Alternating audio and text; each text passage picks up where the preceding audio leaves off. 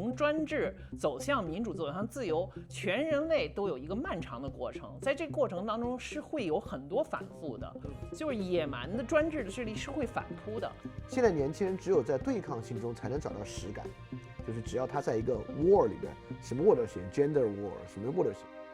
大家好，欢迎来到不明白 Talk Show， 我是主持人袁丽。这一期的 Talk Show， 我们想讨论一个关于年轻人的话题。我们观察到，现在的中国年轻人似乎对民主宪政不再感兴趣了，他们甚至会觉得这是一个过时的话题。与此同时，年轻人好像又十分关注文革、民族主义、女性主义、工业党等话题。这是一个很有意思的现象。一方面，中国越来越显现出它作为威权国家的一面，法治倒退，言论空间紧缩，更加不要说中国距离制度层面上的民主太远了。在核心制度问题正在恶化的同时，另一方面，中国人关心的政治话题已经转向了，他们对身份政治更有兴趣，例如阶级和性别，他们看世界的眼光很少停留在制度层面，反而更加愿意从科技竞争的角度讨论地缘政治。今天我们请来作家查建英和 YouTube 频道世界苦茶主理人李厚成来一起聊聊为什么年轻人不再对民主宪政感兴趣。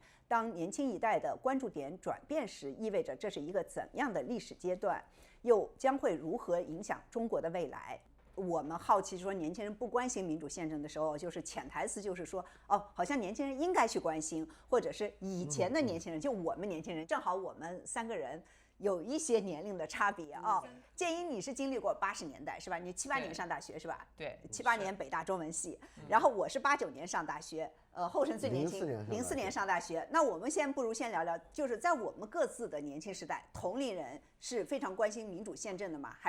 而且是以什么样子的方式来关心？建议你来先说，你们是最激动人心、激荡多少年的这种的？对，我其实是7级级的，就是文革之后恢复高考的第一年，但是我们因为那个时候是文革刚刚结束，然后就是所谓改革开放解冻时期刚刚开始，所以说实话，我的记忆当中可能这个对民主的讨论是有民主这个词，但是都不能在经典的意义上说是一种对民主的讨论，因为民主最基本的定义是要有选票，有选举权的，对吧？要有宪政的保障，这个概念那时候都没有，而且也不敢。那实际上那种当年80年代的思想解放，从78年之后开始都是从上到下的，就是中央就是提出来，党中央提出来要思想解放。这个思想解放是要破除文革的一些东西，老干部要付出什么，要重新重视知识分子。从这个意义上讲，它是从上到下的一种，就是讨论民主是非常有限的，没有讨论，根本没有什么是不是要多党制、全民选举，没有党政分开都是80年代，后来赵紫阳主政开始有一些考虑，有一些方案。实际上，全社会当时的那个讨论是对自由的渴望，就是说，从一个绝对的文革那种已经走到极点的，我们上次谈过，就是文革就是中国人的大屠杀嘛，就是对人权、对自由践踏到了极点之后，社会的一种就是爆发式的觉得我们再不能这样了，我们需要有对这种压制的、对自由有一种渴望，不论是那时候的朦胧诗、地下诗刊、西单民主墙，还是大学生里边那些讨论，包括对恋爱，就是什么，当时有一些一个短篇小说，就是我能不能自由恋爱而不是党委决定或者党来决定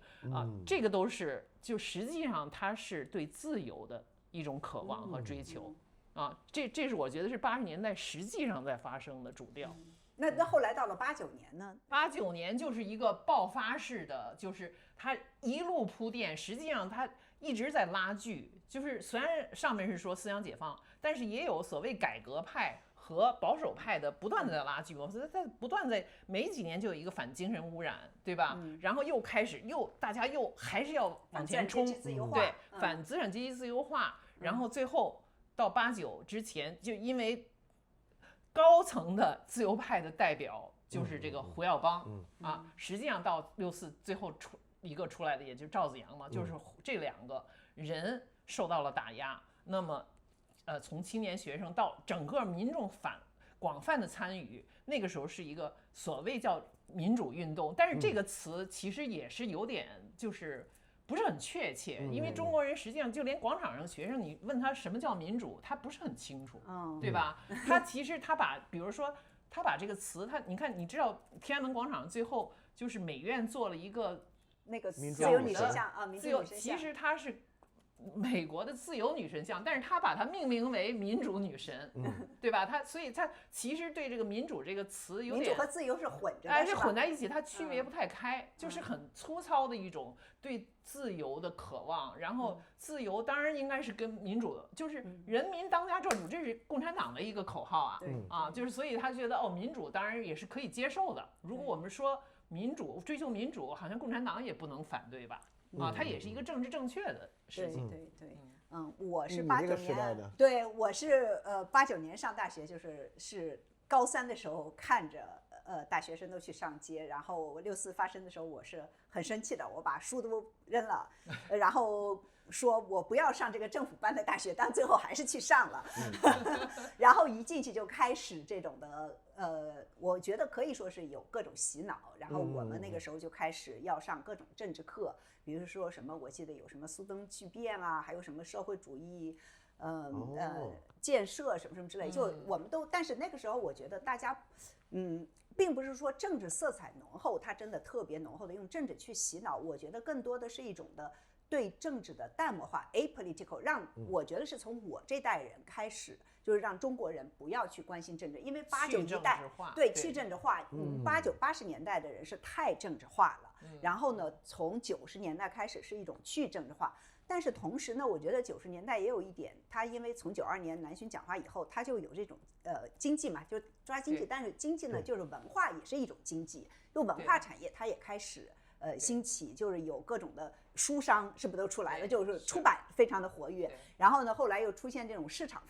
化媒体，是吧？市场化媒体呢，就是我们后来就出来南方周末了什么之类的这些的，我们证券市场周刊啊，我们就都看的。我这书架上现在还有好多是80年代、90年代买的书。我觉得那个时候就是看你个人的选择，你是关注什么样子的话题。如果你只想去挣钱的话，很多的人就到了外企去挣钱，或者是去民营企业去挣钱。然后你要是对文化感兴趣的话，你也有很多的东西可以看得到。对，那我们现在就到了2004年，后来我就出国了。我回忆起来，那会儿我个人认为是中国民主和宪政的全盛时期。00年代是吧？对，我就举2个东西啊，一个是04年南风窗3月份的一刊，那个封面叫与宪政握手，是温家宝伸出一个手。然后副标题是中国将进入保障人权的时代，真的吗？后来没有来临啊，后来没有来临。但当时这个话语你就能发现是一个很盛的时代，而且那会儿开始有一个互联网嘛，对吧？早期的互联网论坛等等的，在2010年之前，互联网没有被强，维基百科、YouTube 随便看。各种论坛，国家也没天涯论坛啊，对，国家也没包括西祠胡同啥的，国家是也没能力封，也没顾得上，奥运会呢那会儿没好意思，互联网有多厉害？对，所以那会儿网上这个东西讨论的无以复加。然后有另外一个我想提出的就是2009年刘瑜那本《民主的细节》，对，然后那本书其实是他在《南方人物周刊》长期刘瑜的。巨变第二天，对。然后那个其实是在《南方人物周刊》长期的专栏文章的一个集子，所以那个东西也就是说，你可以想那个书今天绝对发不出来，对吧？对。讲美国这个具体这个权力监督怎么做，法治怎么做，这不可能发得出来。对。然后等等的，所以那个时候你会发现中国人已经在以细节的方式讨论宪政怎么来了。那中国各个领域也是全盛，法学家在讨论法治，媒体人在讨论公民监督，然后 NGO 在讨论公民社会。就反正是全盛时期，所以那个时候呢，就是所谓民主和宪政的话语啊，不只存在，最流行。像那会儿你要是最上进的学生，你怎么上进呢？你就得你就得去报刊亭买《南方人物周刊》，买《3联生活周刊》，买《南方都市报》。就如果你不买这3个，你就是不流行，你就跟不上时代。就你们上学的时候是这样。我们上学的时候，你要是买这3个，你就 out 了。对，你要买这3个，同学都聊这些。哎，今天3联又出了个专访，出了这个事儿，你要不知道，你就特别 out。所以说而且他们当时很多都是关注民生的，民生的各种各样的民生的基层事件，而且就是对于基层政府的批评，当时是很直白直率，而且都是不只有那个事件的批评，都有背后的权力机制的分析。缺乏权力机制，缺乏监督啊，缺乏选票，甚至。因为很快就有大家选那个人大的潮流嘛，对，甚至像司马南这种烂人，当时也是要赶潮流去选人大代表，对吧？对所以那会儿是全盛时代。对，我经常跟我一些同事，就是他们都是00年代去中国驻外的驻华记者，他们对中国都有无比好的印象。所以呢，后来就是到了习近平上台了以后，他们因为都已经回到美国了，他们的印象还是中国00年代的时候印象。我最后不得不跟他们说，我说你们在的时候是中国可能5000年、几千年来最好的一段时间，那10年可能是吧？是吧？我说你不能用那个来衡量，就是现在的中国，就更不用说那时候已经是差不多10年前，15、16年，我跟他说已经不一样了，然后到现在就更不一样了，所以真的是你长大的时候还真的是不一样的时候，真的是最好的时候。对，当年。大家就是关注民主宪政和当时的社会环境、社会氛围是有非常大的关系的，对吧？还和当时就你说的经济形势也有很大的关系，对吧？当然。那现在，你们觉得，就是说年轻人从哪一方面来说，就说如果用你们的年代和现在相比，你觉得有哪些显著的差异在影响年轻人的思维呢？建议呢？我前面可能已经提到了一点，就是说，一个是就是说，从80年代是没有经济发展的，还是大家都是贫穷，对吧？你追求发财也发财无门，就是就弄个万元户都已经好像是不得了的事情了。所以所有中国人的精力，或者是有识之士，或者是有精英阶层的，他的精力都扑在对自由的追求，那是一个钱消费的时代，对吧？这是阿成说的话。那钱这个东西以外，因为89是一个转折点，就是共产党也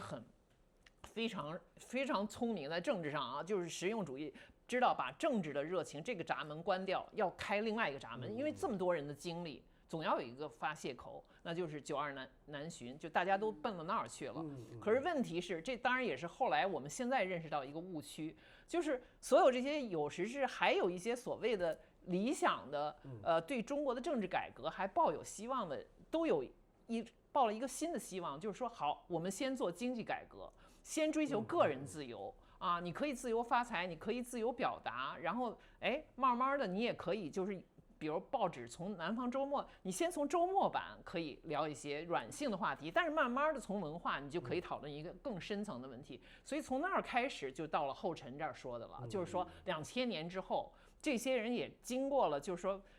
64的挫折，或者是对民主那种就是完全不理解，就是一种很虚的憧憬，到了一个很切实的了解，因为这已经经历了很长时间对外来信息的吸收，对民主它是有实际，就你提的这个刘瑜的这个书，当时有一批这样的东西，就是海归们也回来了，翻译的书籍都来了，所以他就是把民主这个东西有了一些很具体的理解，包括对其他国家的韩国是怎么民主化的等等这些学习，南非啊，南非什么等等，所以大家就是说，然后法律。维权人士就是律师也来了，对吧？人权律师也来了，所以这个时候才做限制，再加上有了这个世贸，整个这个全球化的，就是共产党他也要注意一点形象，因为他要发财，他要就是说把经济搞上去，他不能先这么丑恶狰狞的去，他也没有这个实力呢，还没有那么多的钱，说我可以不管你们国际舆论啊，我们就搞，所以整个这个。加起来就形成了你说那个小小的黄金时代啊，就是说它真的是追求民主到了一个高潮，但是就是一旦我觉得这个转折点可能是其实胡锦涛时期已经开始了啊，就是奥运会正式出台，就是我们 we have arrived， 就是中国的所谓 coming out party， 实际上最后大家以为就是说啊，中国现在经济发展了，可以加入整个国际社会的这种就是游戏规则 ，no， 开始扮主角了啊！就是我们现在要搞我们这一套了，就中国模式要登场了。对，我的游戏规则是什么呢？就老一套，就共产党的那个本性，就是他那个变脸之快，这个川剧变脸啊，你们川剧那变脸，你都措手不及，他就另一副嘴脸出来了，你就发现脸上那个白粉一抹，下边还是那个老人，还是那副老人的狰狞的专制的嘴脸。而且他这时候他有钱。然后之后他还有高科技，他也在与时俱进，所以这就对，我觉得是有两个，一个我觉得跟媒介环境有很大的改变是肯定的啊，因为所有这些话语都需要有人来承载嘛，需要有讨论来承载，尤其是需要有社会精英来承载，就是你们那一代的法学家、记者、NGO 公益人士来承载。那后来我们都众所周知的原因都全部消失不见，所以这种消失肯定是就是言说者没有了，就没有人来承载宪政跟民主话语了。我觉得第二个，我跟赵老师刚才讲的很像，但我有另外一个脉络，就是中共如何面对宪政民主话语。我觉得有3个阶段。第一个阶段呢是中国发展阶段还不到，未来可以谈，现在先把经济搞上去啊，这东西也好啊，我们也知道好，但是现在在中国搞有点早，因为那会儿经典的就是中国太大了，中国很复杂，这么大的国家搞不了民主，人民素质低，经常这么说，对吧？对。第二阶段是说我们国家的道路很特殊，我们就不需要那个。中国有中国的独特道路，这国情，第一个是素质论，第二是国情论，就我们这个道路很特殊，就没有，这第二阶段。第3阶段是我们这个才是真民主。第3个阶段所有都颠覆了，他也开始搞国家宪法日，每年国家行宪，大家要宣扬宪法运动。其实我也不知道在中国叫全什么全过程民主，全过程人民民主，这是一个，就是宪政他宪政我也不知道，他宪政来了国家宪法日，要推进宪法精神，要保护宪法，我也不知道怎么保护。第二个是全国人民民主，全面依法治国，法治人也有了，宪政也有了，民主人也有了，所以现在。人从觉得中国现在阶段还不到，搞不了，到我们道路很特殊，我们不一样，到我们这才是真民主，我们才是真宪政，我们这才是真法治，包括甚至我们这才是真权力制衡，因为我们刀刃向内，我们自我更新，打破历史周期率。美国那个只是搞着玩，那就是大资产阶级互相支持，我们这才是真权力制衡。所以人现在认为一切都占据了，所以我觉得。就用这个方式呢，我觉得在舆论场其实就把民主宪政就排除出去了，因为到这一步，在中国国内就不用聊这个问题了，因为你一聊，别人就拿全国人民民主给顶回去，一聊就说美国那是假民主。接下来是付费推广内容，这是一段我的亲身经历。几个月前，我需要采访一位在中国的外科医生，讨论原研药退出医院的影响，但他原本用的一款加密通信软件在手机上突然无法使用了。有朋友推荐了 Masavai， 因为他在注册时不需要提供电话号码。我们很快在 Masavai 上重新取得了联系，顺利完成了那期采访。Masavai MOSAVI 采用端对端加密技术，界面体验对中文用户来说也比较熟悉。注册过程中不需要提供手机号或邮箱。使用前请根据自身需求并结合当地法律法规自行判断。您可以在 Google Play 和 App Store 搜索 Masavai 下载。感谢 Masavai 对本期节目的支持。谈到这个大环境的变化，我自己是做媒体的，当然就是这个我们也谈到这个言论空间的压缩是很重要的原因，是吧？尤其是社交媒体上，大家先是不能谈社会民主宪政，久而久之就真的没有人谈了。我看了那个2020年哈佛大学一个研究中心发布的学术报告，名字叫《动荡10年：中国民众对民主态度的变化》。这个研究呢，分析了从2009年到2017年的社交媒体数据。它的结论是，13年之前自由派的声音占了主导。13年开始，反对自由派的声音壮大起来。到了近年，连自由派意见领袖也开始对民主表达困惑和幻灭了。同时，在社交媒体上，关于民主的讨论越来越少，而质疑民主的声音却在增加，就和你刚才说的很像。或者你是互联网一线经历自由派微博时代的，对，赵老师可能是不太上微博的那种，是吧？就以你自己的经历来说，你觉得和这个报告讲的像吗？你觉得是符合吗？完全符合。我觉得符合里面你可以看两拨人的这个此消彼长。那原来讲这个自由宪政有一波，知识分子、法学家，然后媒体人有一波，那反对这边有一波。反对这边这波呢，最开始是从08年那个饶颖他做那个 anti-CNN 开始的嘛，然后慢慢就是从司马南最开始他这边，然后金灿荣等这帮人，这帮人早期是绝对弱势，是小丑一样的，是互联网亚文化。对，就只有什么铁血军事论坛那帮人才觉得，哎，这个东西可以看一看。我记得那我是真正的是经历了这个。我08年回国，然后10年开始，微博刚开始不久，他们就邀请我上微博，然后就真的是经历了那个时代。对，我当时真的是相信微博可以改变中国。当然，对，当时还有一句话呢，围观改变中国。围观改变中国是校鼠说的吧？对。李开复不是还搞了一本书叫《微博改变一切》还是怎么样的？对，就我们当时我还起了个名字叫微博之春。我觉得这个就是当时多么的盲目的乐观，对不对？然后天真的对，但是确实是就是你说的，我们还有就是慕容雪村不在纽约，要在纽约他来说那是更什么呀？那对他那随便写一篇都是几千几万的转发，是吧？他写的那么好。然后呢，像你说的那些人，像胡锡进，以前都是被我们笑的呀，就不得了的，那是非常小丑的，就简直就是。他们的声音是非常边缘的，我觉得他们那会儿的声音，这些人的声音当时是边缘的，但是确实是从13年，尤其从16年，尤其是习近平去这个央视了什么之类，说党媒姓党，然后把任志强他的那个微博账号给他清了，然后也把他打了下去了，禁言了，这个以后。我自己都开始很少去上网去发言了，因为我当时还是用微博，主要是做工作，我是一个记者。那从那以后，我觉得，当然13年开始打大 V 开始，但16年是一个特别明显的转向。我觉得16年以后，这个微博的风向就转得很多。我觉得微博上当时有2波新的风潮啊，一波是观察者网系，就观察者网开始成为中国一个举足轻重的民间媒体。那他下面呢就是什么张维为啊、金灿荣啊、李毅啊，这帮人在微博上出现了一波大 V。那另外一波是更糟糕的那帮草根的5毛大 V，什么孤烟木蝉啊、上帝之音，但是这些很号都炸掉了啊。现在就什么地瓜熊老六啊 ，anyway 我也记不上名字，都很奇怪。那这波人兴起来，像打手一样的，成了一个新的以举报文化，然后挖黑料，然后举报为主的一个文化。那从这之后，其实整个话语还有什么共青团中央，就是这些的官方媒体的官方账户的这种，就是他们艾特的，他们每次这帮人就艾特共青团中央，艾特人民日报，就开始举报谁，就等等。那从这之后，整个微博的环境整个言论空间就彻底变化了。对。但是你觉得这2个点，就是你说的一个是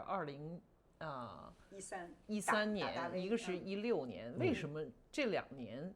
是转折点呢，就是非常重要呢。这16年的转折点是听之前的那期节目了，就是我做那个15、16转折点的节目。对，我的本能的反应啊，就是说13年，大概是跟习近平上台有关系。12年11月12年上台嘛对，上台之后就开始。对，他一上台就找了那个卢伟嘛，对，卢伟去做这个互联网的，对，网络沙皇，就是跟卢伟就给他做保证，就说我要把互联网管起来，然后我们这些当时的大 V 们在一起就哈哈哈大笑，说互联网怎么管起来呀？我们觉得它简直是天方夜谭，所以你可不是低估了共产党的厉害，真的是低估呀！就12年的时候，他刚上台的时候，还有一阵就是这些一直在做宪政的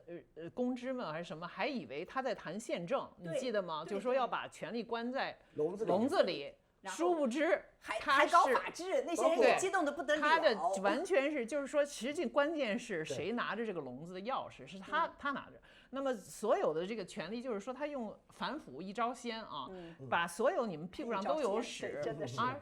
一招鲜全都吃遍，所有的人都有屎，谁反对我，谁是对我这个一个人独裁反对的，就关在笼子里，钥匙在我手里，这是他的宪政。然后后来你们说这个就是要实行法治，也骗了一批人。他这个共产党的高明，其实从毛时代就有一个应该做的叫毛文体，就是毛把马列主义的这一套语言中国化了以后，骗了很多人。他讲人民民主专政就是从中国的大同的这儿下来，现在。这个就习近平是一个毛的小学生嘛，好学生，那个是一个老师啊，这是一个学生，对吧？这网上的代号，一个是教师，一个是小学生，这都很有道理。他真的从毛那儿学了一些东西。教员是毛，他是小学生，对吧？2个绰号，他学到了一些，就是语言是很重要的，而且语言是可以骗人的，是可以偷换的。所以他学到了这个法治，这是从世界用了。可是他这个法治不是那个法治，所以他这个语言的腐败，这也是张维迎，就是北大这个经济学家，10几年前他有篇非常尖锐的、非常到位的文章，就是中国实际上发生的语言的腐败是很多腐败后面的东西。对，就是从语言上，他已经就是你听着宪政，其实他说的是另外一套，他说的是法治。刚才后尘在那说的一堆，对，都是这样子。他不是法治，他是用法来治你，而且他是不是从一个集体的人来治一小群人，变成了一个人来治所有人。这个倒退是在一个堂而皇之的法治的语言之下发生的。刚才说的那个哈佛的那个研究里面呢，还有一个很有趣的点，就是说他认为越来越多中国民众能接触到外国资讯，反而导致他们对民主态度更消极。因为中国民众发现民主国家也不能满足人民的期待，还有西方国家透露出来的种族主义偏见。就是说外国的月亮不再特别圆了，他们很多人也没有成为这个小粉红，只是不觉得民主宪政是一种解法，所以也就没有心思去讨论，更不用会说啊我们要去争取了。我想就是抛出一个问题，就是说我们看着现在曾经很多中国人认为是民主灯塔的美国陷入这么混乱的状态，我们还应该认为民主宪政是值得追求的目标吗？为什么？建议你来说，你住在美国这么多年，对这个问题提出我都觉得很悲哀啊！你要问我个人值得追求，它是一个现实的问题。对，你要问我个人还值得追，当然值得。你问我觉得这个有改变吗？对美国的这个就是这种核心价值观，我现在说的核心是指的建国的时候，就是独立宣言、美国宪法。那是美国真正的核心价值观，对那个追求有改变吗？当然没有改变。就是所有人类社会，如果你知道一点历史的话，你就知道从专制走向民主、走向自由，全人类都有一个漫长的过程，在这个过程当中是会有很多反复的，就是野蛮的专制的势力是会反扑的，甚至我们穷其一生可能都看不到下一个转折点，这完全是有可能的。但是这个并不影响整个人类文明的一个方向，就是人天生，不论是中国人还是美国人还是希腊人还是阿拉伯人，他心底有一块东西是要追求自由的。我相信这个啊，哪怕他有我们许成刚可能谈制度基因，可能在某些专制制度基因特别强大的地方，甚至有很多人可能已经多少代他没有意识到他需要这个自由，但是会有那么一个东西会触动他。所以从这个意义上，美国目前的这种倒退反弹没有改变任何，对我个人来说没有任何改变。而且我知道有一批个人是没有改变的，但是有很多人会有这个困惑。这个时候你就看到了所谓也什么年轻一代、年老一代，什么前浪后浪，没有什么年龄这个问题，就是前浪和后浪没有什么区别，在这个信仰的问题上，对，就是它这其实只有一个区别，就是在退潮的时候谁是光着屁股的。这时候你知道，我们80年代的时候也有很多高唱理想主义要学西方的，最后你这个潮流刚一变，中国刚一经济崛起，地缘政治刚一变，马上一批人是光着屁股的，他马上去捧中国的新左派，中国的新左派一批这样的，马上变成国家主义者，马上变成最恶劣的民族主义者。我都快要开始点这名了。点人名吧，你可以点名。这个汪辉、刘晓峰之类的。汪辉、刘晓峰、甘阳，甘阳，这都我很多老朋友啊。就你这个80年代这个访谈。但是我要说，其中有一些人，他们我认为还是要区分的。比如说王晓东，你前面说到了工业党，他也应该算是工业党的教父之一了吧？他们是中国可以说不，什么中国不高兴的作者，包括宋小军。但是这些人，我认为他们还是和完全的投机是不一样的，他们可能我们在认知上可能是不同的，他们的一些就是对逆向民族主义的批评，我觉得也不无道理。你要区分在一个，但是他从来没有说过，就是说文革是好的，他自己前些年近年他自己出来说了。他说我没有说啊，现在你们这些怀旧说民革，我从来没有说。王晓东在这个俄罗斯入侵乌克兰以后，非常反对这个俄罗斯的这个，俄罗斯对吧？对，我认为他是有真性情的，而且他很早我就注意到，他有一个文章就是说，没有不谈民主的民族主义是假民族主义。我觉得这是他是真心话。他现在，而且他近年就看到了，不能说只是技术上赶超美国，离美国差得很远。你现在他当然他这个还说的，他还是说的是一个稍微绕了一点，就是说我们不能这么早就虚焦要去挑战美国，但是他我觉得它内核里边也认识到了，可能就是如果你只是凭技术实力，不谈价值观，不谈民主，文革就要回潮，对人性的践踏，对自由的践踏就要重新在中国，死灰复燃。所以这里面我们要区分，就是说这个目前的这一批什么什么，我不知道你们刚才说的这些是左派也好，年纪不谈宪政也好，这里边非常复杂，有一些投机的，有一些当年是假民主派的，这些人现在变化的非常多。你去看他们面目全非，很多嘴脸都不一样。现在都出了一批什么中华灯塔派，美国也有这样一批人，就两边吃。他现在觉得东升西降，对。东升西降，我们知道开塞尔锅，对吧？还有一批什么 Adam Tools 这些就是所谓美国的公知，或者两边喜欢中国的高铁。艾薇薇最近也开始粉红了啊。我们这个下次我们可以以后再说。就这一批在民主和自由退潮在危机的时候，他们露出了他们真相，就是说他们最终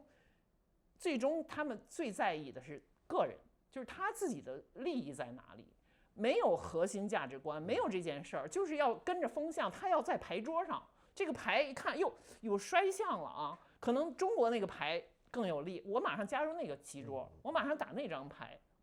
这是这批人。他要在牌桌上，这个说法特别好对，他要打牌，或者他要在牌桌上看着能赢的那一方。就是川普那句话嘛，他们其实也是某种类似的这种川普跟那个泽连斯基不是就一句话，你没有牌，你手里没有牌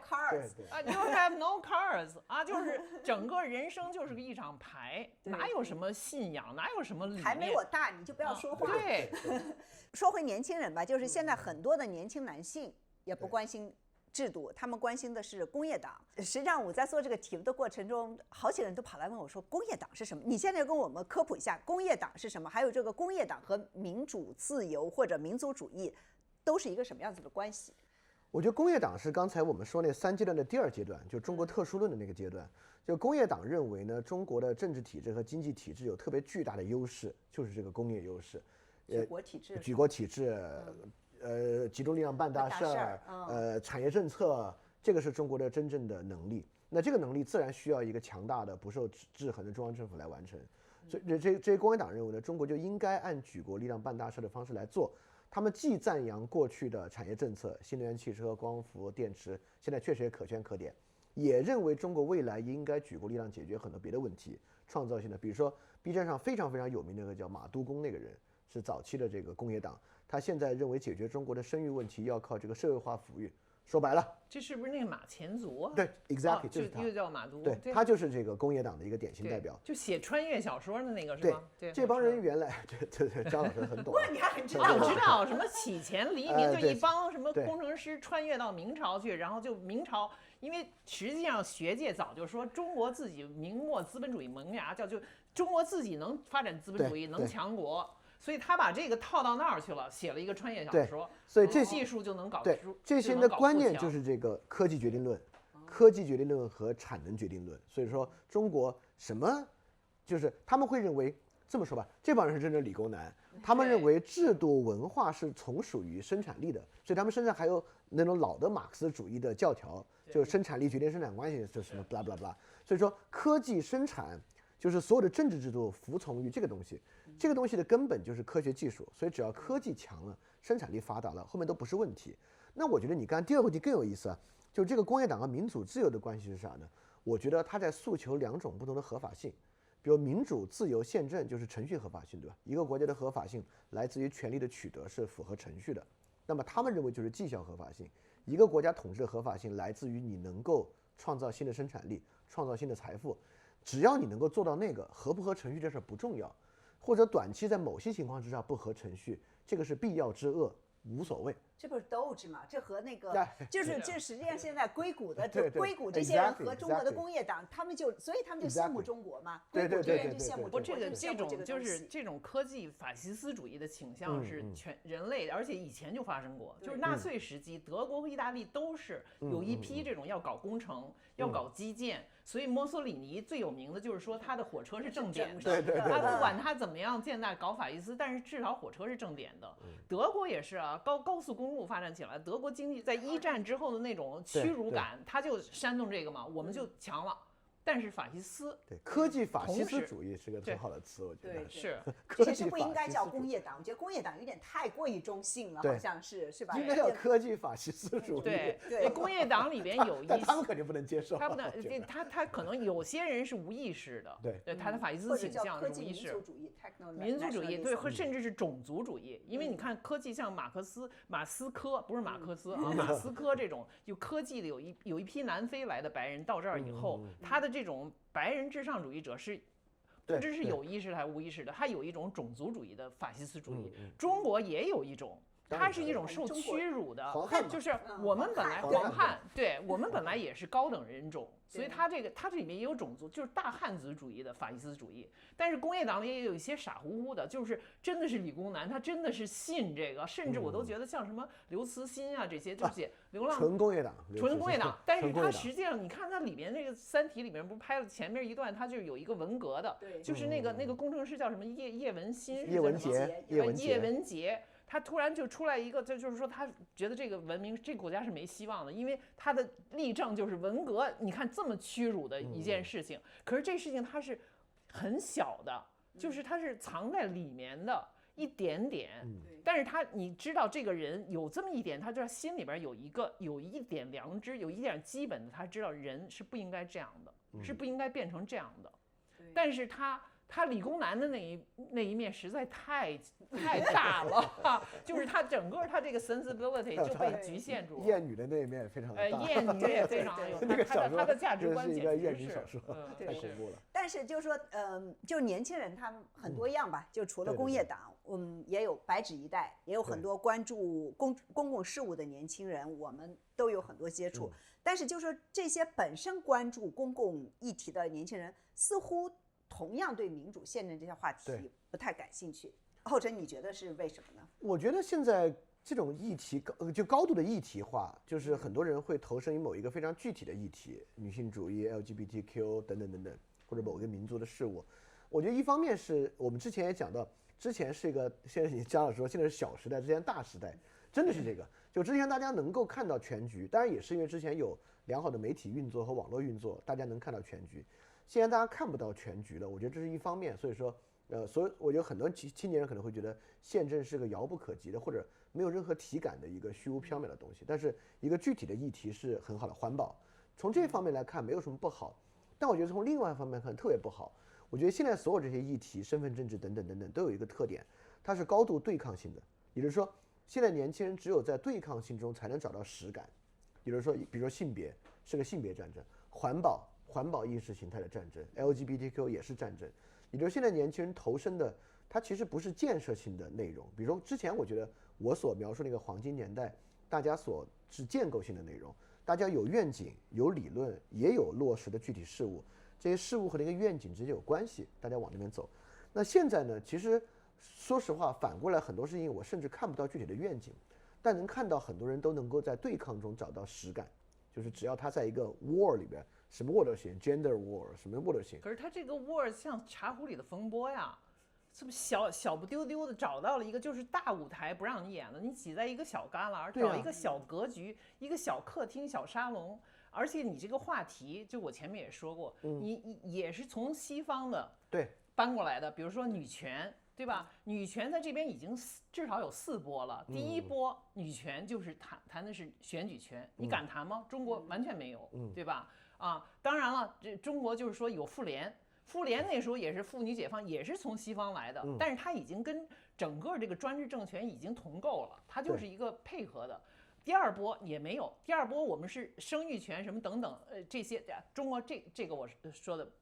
不准确啊，就是说第二波生育权还是有的，就是可以选择堕胎。现在美国反而这个成了问题了，对吧？然后第3波的这个就是你才身份是建构的也好，什么整个 LGBT 这些性少数群体，你都是跟着他那来的。但是你有前面没有？就说你这个学习命题是西方来，这没有问题，因为现代化是从西方出来的。对，我们第一代，我们这些不论是灯塔派的，还是就是当年我们这自由民主也是从中国开放了以后，从晚清以来，我们从西方学来。但是你要就像日本一样，你要老老实实当小学生，没关系，你提不出来这个命题，因为你没有这个种子经验。但是你要老老实实的学，你不能就说哦，我现在就是你这个打仗就说哦，我就打一个身份政治的仗，你不讲就是说整个所有其他的权利。为民主、为宪政所有的这些，包括男的、包括女的、包括直男，全部包括在内。你有没有一个大的语境的概念？有没有一个同盟者？我们共同也有一个共同的敌人，虽然他可能是爹，他可能是什么？你可以有这个问题，但是你不要这么狭隘，行不行？不要就吵这么一点小，你还有一个更大的共同的敌人。对，我来问最后一个问题吧，就比如说，那你们来分享一下，就是作为年轻一代，如果他们想要更多的关心民主宪政，可以怎么样开始呢？年轻人先说。年轻人先说。我个人觉得啊，反正如果是看我自己和现在比较好的方式啊，我觉得其实他们缺乏的是一个理解的框架，就是他们没有把他们现在生活的困境理解为宪政问题，他们把他们现在生活的困境理解为是民族问题，是国家 favor 外国人和少数民族，这样无稽之谈，这根本不是一个数量级的东西，对吧？但是怎么能够让他们把他们的生活理解为宪政问题，其实是有难度的，因为它是一个很细枝末节的、很复杂的事情。但我觉得里面最好的，我感觉到一个比较有意义的东西，可能是历史。就比如说，很多中国人现在的年轻人对于80年代的事情，可能只知道89年那个事儿，但从82宪法到89年之间发生的所有事情一无所知。他就以为80年代就是经济发展的，经济发展到最后出了个小问题，我们经济继续发展。他根本不知道前面有那么多的这个政治斗争，有这么多的政治路线的争夺，有这么多的可能出现的宪政和思想的内容。那我觉得很多人我会发现，当他们意识到这个80年代的事情既非纯粹的经济叙事，而且其实也不是单中国的事儿，是第三波民主化浪潮、东欧整个事情的融合、波兰团结工会事件，他们就意识到哦，这不是个经济的事儿啊，哦，这真的是一个整体制度的事儿。我觉得很多人说他们通过这个过程，他们慢慢意识到哦是这样。因为我以前给他们推荐过杨吉省那个80年代改革中的政治斗争，很多人读完之后才知道哦是这么回事儿啊。我觉得这个好像对他们来讲挺有启蒙作用的，就是反正我觉得可能回溯历史可能是一个比较好的帮他们建立这个视角的方法，我的感觉。建英呢？我其实不得不说，我可能比较悲观，就是这个问题，因为它层面太多了，需要打破的，它在一个层层的茧壳里面，这个 gravity，这个 gravity， 然后它在一个很小的一个信息茧房里边，甚至就是而且呢，它又没有那么，就是我们可能生活的是从一个钢铁的监狱里边，就毛时代，就是你的那种被压抑到极点了之后的爆发，对渴望，而且就是人是会被激发出勇气来的。现在是一个丝绒监狱，是一个很舒服的，你可以再躲一个小角落里面，哎，弄一点小是美丽新世界，对，美丽新世界又是一个就是可以生活得很舒服的，然后你没有必要冒这个险，你也没有被逼到就是说我做这些我就死，也没有，还让你活着，你可以谈点，你可以去挑那些种族什么书翻的又怎么样了，不怎么，你可以说点这种话，女权翻译女权的这个翻译这个。他人家是他们，你为什么要用他男他这样子的一些东西啊？他看不到，实际上就这么一本书，这种的根本就没法在中国过审啊！对，就是而且是 Judith Butler 是吧？这美国大女权理论家的新书已经就第2年就翻出来了，已经很幸运的过了这个审查的关。然后他们就在挑这种非常鸡毛蒜皮的小的问题，看不到这大，所以我比较悲观，是我觉得要打破这么多层，让他重新建立一种整体思维，又在我们现在这么一个信息过量，然后每个人都只能知道注意力非常稀释，然后非常碎片化。又要强调，就是每个人你只能做这么一点事，只能专业化。西方也有这个问题啊，不要讲那些大问题，不要讲总体，而且也汪洋大海，就是这么大的问题，他想不过来，这么又缺钙，然后生长过程当中营养也缺，你说，哎呀，对，我觉得实际上就说我们长大的年代和这个世界受这个世界影响挺大，现在年轻人他们受这个世界影响也很大，因为美国现在也是 identity politics 身份政治呀这样子的各种的这样。样是也是一样的，就是民主宪政也不是现在这个时代的一个主流的思想。而且实际上，西方民主的这个危机很巨大的一个因素就是中国崛起，就是中国完全吃了全球化的红利之后。一抹脸变了，我现在要来主宰这个格局了，所以它其实是引起西方自由民主宪政危机的一个巨大的因素。而你在这个巨兽的里面，你是真的是很难看清楚这个全局的。而它这个巨兽，它已经变成韩非的那个大虫，就是中国人的那个老虎的字是三个虫嘛，大虫，它是。可以把所有的毒都化成它的营养，最后它长大了。现在中国就长大了，它真的是一个母大虫，它是一个大因。就是西方世界要应对中国的这样的各种各样的挑战，实际上就是民主制度真的是遇到了真的问题。对，它真的民主的宪政，所以说年轻人关注不关注，能做什么？我想想也是非常有限，挺难的。就年轻人是否还关注民主和宪政？我请教了在推特上非常活跃的李颖，也就是李老师，不是倪老师，这是他的回复。中国的年轻人，他们现在关心民主和宪政吗？我觉得这个问题可能分两方面。那一方面，我们看到非常多的年轻人，他们在就读相关的专业，他们在相关的领域从事工作，以及很多的年轻人，他们会在相关的领域进行讨论。但是呢，因为在中国实际上这是一个屠龙之术，但我们其实没有很多的政治实践的一些地方，所以对于他们来说，他们关心，但是似乎没有什么意义。但另外又从一方面来说的话，无论在任何的时代、任何的社会，其实真正的关心民主宪政这4个字的人，其实从来都是少数的。那包括在一些成熟的民主国家，大部分人可能也说不清楚他们的国家所运作的这样的一个具体的方式到底意味着什么。所以，是否说，年轻人关心民主宪政，我觉得不如说是现在的年轻人他们具体更关心的是什么。那在我看来的话，我觉得现在的年轻人他们更加关心的其实是他们具体的切身的自由。那比如说不被随意的付红码的这样的自由，能够在加班之后获得报酬的这样的自由，在网上随便说一句话不会删帖，在网上去见证不会去被喝茶的一个自由。那这些诉求来说的话，那从来不是书本上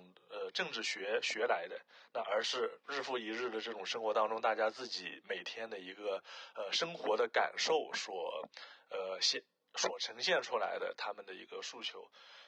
但是呢，换句话来说，虽然说大家所渴望的可能是自由，关心的是自己个人的一个自由，但是宪政民主实际上恰恰是保证自由的最重要的一个部分。所以我是非常有信心的，中国的年轻人他们会基于自己的自身利益和诉求，越来越意识到只有民主和宪政才能够保障自己的自由。所以我觉得对于年轻人来说，他们对于自身遭遇、自身利益受损所问出为什么的时候，这本质上其实就是指向了民主宪政这样的一个制度性的缺失嘛。那这样的一个认知的过程，其实本身就是民主意识的一个觉醒。那这也是为什么我们过去持续的通过一件一件的事情去让大家意识到，以及鼓动大家去参与到这种政治生活当中。所以民主宪政，我希望中国的年轻人们不会再认为它是一个宏大的叙事，它是一个被中共污名化的这些非常无意义的大词，而是一件一件具体的和自己切身利益相关的事情。所以我是非常有信心，接下来的中国的年轻人们他们会越来越关注民主和宪政，也会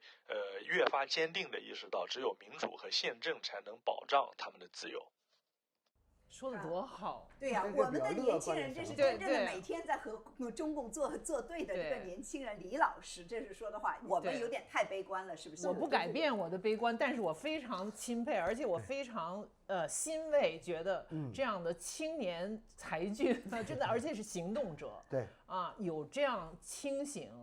有说服力的这种信心。而且我觉得他的逻辑也非常融洽，就是说他说的是有道理的，要从具体的做起，从一件身边的做起，个人利益做起。对，实际上他的远景是导向那个方向的，我觉得说的非常好。就所以为什么我说我对人民可能一个大整体，我或者甚至一个整代的人，我总是比较悲观或者没有信心的。但是我对个人。事情都是个人做成的，包括就是说，你说一个法西斯政权都是人民只在旗帜上，什么打倒法西斯自由属于人民，其实事情都是个人做的，而且个人会自动组织起来有联盟的，然后他们会带动事情的转向，社会的转向，都是这样发生的。对，我有个小反对啊，就是也不是反对，我觉得这里面有个小的困境，但这是个大困境了。其实我觉得这里面有一个跃迁的一步，就从个人的自由到意识到宪政民主才能保护个人自由的这步跃迁。我觉得这个跃迁在互联网民粹政治时代有一个很重要的障眼法，就是政治家会关注到某个群体对于自由的需要，他告诉你这个自由不是要靠宪政民主来解决，而是要靠我帮你战胜你的敌人来解决。比如美国人认为我的自由是要靠战胜非法移民来解决，美国工人会认为我的自由是要靠战胜中国来解决。那比如说有些男性会认为我的自由需要靠国家压制极端主义女权来解决。那汉民族主义者认为我的自由需要靠国家战胜少数民族和外国人来解决。那也就是说，很多人的自由往前走，包括你看中国很多年轻人要自由，要更好的状态，那一到就是这个犯罪者的孩子千万不能考公啊，考公就是要株连，这个国家就是要严刑峻法，不然我的自由怎么保护？就是当人们自由往前走一步，他获取自由的方法被说服为，那都是虚的，最实际的就是我帮你把那人惩罚了不就完了吗？我帮你干掉那些人，你不就自由了吗？所以说，我觉得如果这个成为了很容易的各种各样的政治体制、政治家能够给的一个承诺，我觉得